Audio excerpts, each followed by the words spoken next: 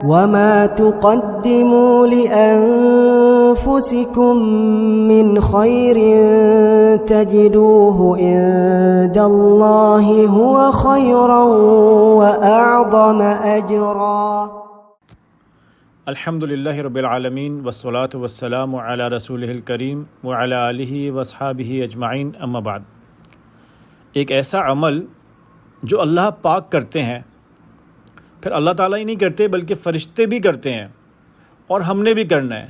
یہ کون سا عمل ہے کہ اللہ پاک کرتے ہیں، پھر فرشتے بھی کرتے ہیں اور ہم نے بھی کرنا ہے؟ اور صرف اس بات سے ہی اس کی امپورٹنس ہمیں پتہ چلی ہوگی کہ یہ عمل تو جو اللہ پاک کے کرنے والا ہے، اور ہم تو پھر کسی کاؤنٹنگ میں نہیں آتے، گنتی میں نہیں آتے۔ جب اللہ پاک نے کہہ دیا اور فرشتے کرتے ہیں تو ہمیں تو بالاولیٰ ضرور کرنا چاہیے۔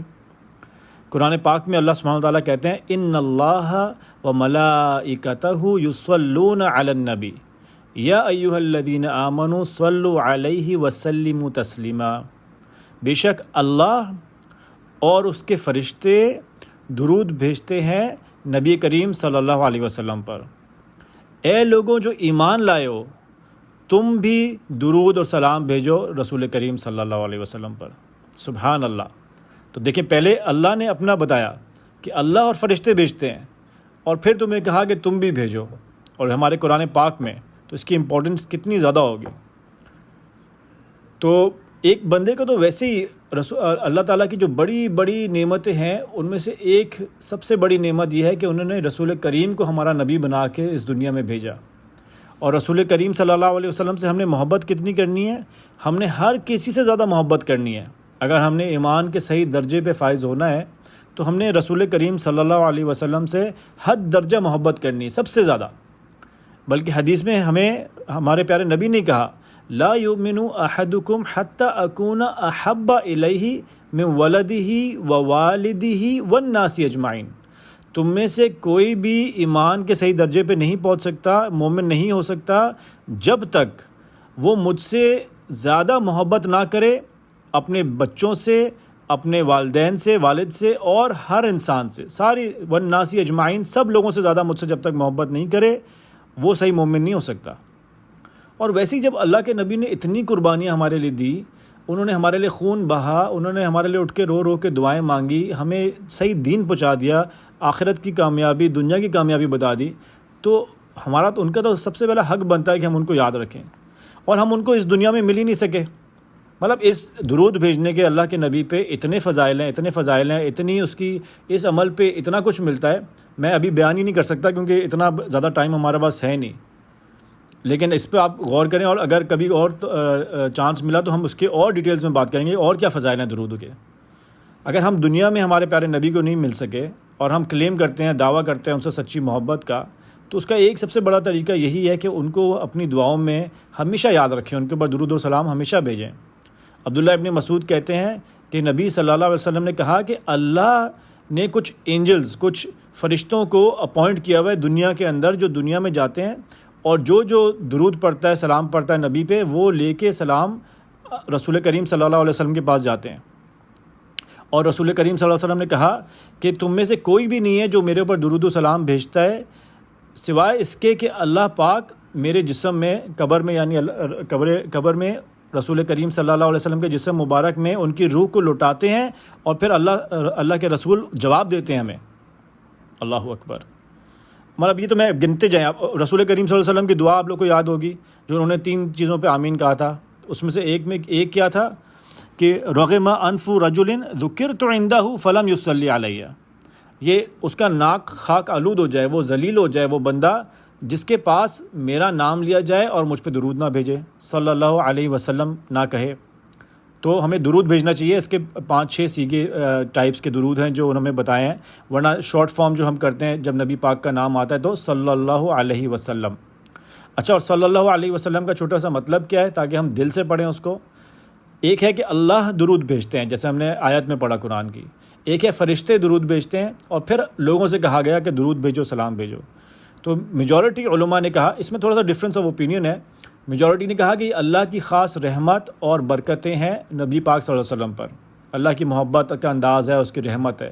اور دوسرا مینشن یہ ہے علماء کا کہ یہ اللہ ذکر کرتے ہیں ان کا ملائل اعلیٰ میں، جو فرشتے جو اللہ کے پاس قریبی فرشتے ہیں بڑے جو رینکس میں، ان کے پاس نبی پاک صلی اللہ علیہ وسلم کا ذکر خیر کرتے ہیں۔ اور فرشتے کیا دعا مانگتے ہیں؟ اللہ تعالیٰ سے برکت اور رحمت کی دعا مانگتے ہیں، اور اللہ تعالیٰ سے رسول پاک صلی اللہ علیہ وسلم کے لیے دعائیں مانگتے ہیں۔ اور ہم لوگ جب درود پڑھتے ہیں، انسان جب درود پڑھتا ہے، اللہ پاک کو دعا مانگتا ہے کہ اللہ رسول کریم صلی اللہ علیہ وسلم کے صلاۃ و سلام کریں، تو اس کا یہ مطلب ہوتا ہے کہ ہم اللہ سے کہہ رہے ہیں نمبر 1 کہ اللہ سبحانہ و تعالی رسول کریم کا ذکر، اونچے فرشتے جو اللہ کے پاس لوگ ہیں ان کے پاس اللہ ان کا ذکر خیر کریں، اور دوسرا مطلب یہ کہ اللہ ان پہ اپنی برکتیں اور رحمتیں خاص نازل کریں۔ تو یہ ایک مطلب ہے درود کا۔ اب ایک سوال یہ آتا ہے کہ کیا رسول کریم صلی اللہ علیہ وسلم بخشے بخشائے نہیں ہیں؟ کیا ان کو تو جنت میں ویسے نہیں جا رہے، تو کیا ضرورت ہے کہ ہم ان کے لیے درود پڑھیں؟ اس کا جواب ایک یہ ہے کہ رسول کریم صلی اللہ علیہ وسلم کی عزت اور توقیر اور ان کی رسپیکٹ اور ان کا آنر یہ تقاضا کرتا ہے کہ ہم ان کے لیے دعائیں مانگیں۔ انہوں نے جتنا کچھ ہمارے لیے کیا وہ رحمت للعالمین، اللہ پاک نے ان کو بنا کے بھیجا، اور یہ اللہ کا حکم ہے، یا ایھا الذین آمنوا صلوا علیہ وسلموا تسلیما۔ تو ایک تو اللہ کا حکم پورا کرنا ہے، چاہے اس میں کوئی لاجک ہو یا نہ ہو، اور اس میں تو بہت بڑی لاجک ہے۔ دوسرا، رسول کریم صلی اللہ علیہ وسلم کی رسپیکٹ، ان کا آنر اور ہمارے لیے ان کا مرتبہ جو ہے۔ تیسرا، یہ ہمارے لیے ہی بہتر ہے، کیونکہ اس سے اگر آپ فضیلتوں میں جائیں گے تو بندے کے سارے کام تقریباً ہو جاتے ہیں، اور الگ الگ فضیلتیں اس میں ہیں، تو بندے کا اپنا فائدہ ہے اس میں، اور اپنا جیسے ہم نے کہا کہ اس سے رسول کریم کے لیے محبت بھی بڑھتی ہے اس میں، تو یہ سارے فائدے ہیں۔ اچھا، اس کے بعد یہ آیا کہ وسلموا علیہ، صلوا علیہ وسلموا تسلیما۔ تو وسلموا تسلیما، سلام بھیجو ان کے اوپر، اس کا کیا مطلب ہے؟ علماء نے سمجھایا کہ سلام رسول کریم کے لیے سلامتی کی دعا کرنا، جب وہ زندہ تھے تو اس وقت ان کی سلامتی، اب جب وہ فوت ہو گئے تو اس کے بعد رسول کریم صلی اللہ علیہ وسلم کے جسم مبارک کی سلامتی، اور اس کے آگے کے جو مراحل ہیں ان کی سلامتی، کیونکہ یہ یاد رکھیں کہ جب بندہ فوت ہو جاتا ہے تو سلامتی ختم نہیں ہو جاتی، اس کے بعد تو بہت زیادہ سلامتی چاہیے بندے کو، قبر میں سلامتی چاہیے، قیامت کی ہولناکی سے اللہ تعالیٰ ہر قسم کی پریشانی ہولناکی سے ہمارے پیارے نبی کو سلامت رکھیں۔ اسی طرح پولیس رات پہ کیا آتا ہے، کہتے ہیں کہ جب پولیس رات پہ جب چلا جائے گا تو انبیاء، جب لوگ چل رہے ہوں گے تو انبیاء کی کیا دعا ہوگی؟ اللہم سلم سلم، اللہ تعالیٰ سلامتی سے سلامت رکھیں۔ تو اس طرح سے ہم دعا مانگتے ہیں کہ ہمارے نبی پاک کو ہر وقت ہر قسم کے حال میں اللہ تعالیٰ بس سلامت رکھیں۔ تو ایک دل سے ہمارے لیے دعا ہے اپنے نبی پاک صلی اللہ علیہ وسلم کے لیے۔ اس میں ہمارے لیے کیا ہے اور ہمیں کیا ملے گا فضیلت؟ اس میں سے ایک فضیلت یہ ہے کہ نبی پاک صلی اللہ علیہ وسلم نے فرمایا کہ من صلی علیہ صلاۃً، جس نے میرے اوپر ایک دفعہ صلاۃ پڑھی یعنی درود پڑھا، صلی اللہ علیہ عشر صلوات، اللہ پاک اس کے اوپر 10 دفعہ صلاۃ بھیجے گا، درود بھیجے گا۔ اللہ پاک درود بھیجیں گے ہمارے اوپر، اس کا کیا مطلب ہے؟ کہ اللہ پاک ہمیں خصوصی رحمت نازل فرمائیں گے ہمارے اوپر، اور خصوصی اللہ کا فضل ہوگا۔ تو جس پہ اللہ کا خصوصی رحمت ہو جائے اور فضل ہو جائے تو اس کو اور کچھ چاہیے، کیا ہی بات ہے اس کی۔